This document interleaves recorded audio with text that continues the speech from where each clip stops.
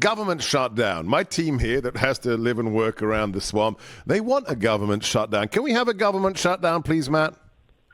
Look, I'm not a cheerleader for government shutdowns, but if we don't shut down the border, then we have to utilize our leverage and not allow the remaining elements of this Biden administration to continue. I'm disappointed that there doesn't seem to be sufficient support among Republicans to really fight on the spending cuts we need, on the border policies that we must demand.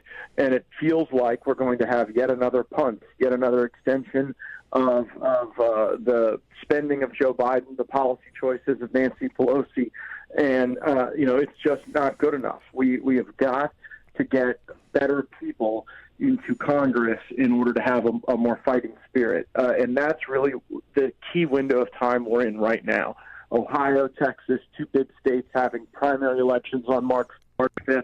We're sure rooting for J.R. Majewski in Ohio, Brandon Gill in Texas.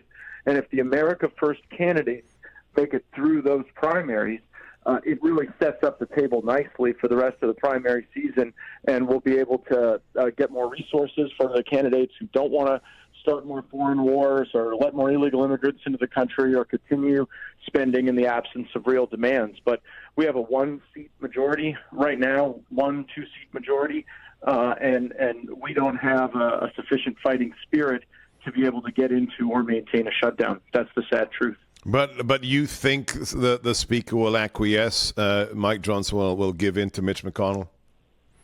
Well, on some issues, I don't think he will. I think he's been pretty firm on unpaid for foreign aid, on some of these matters, which has been helpful.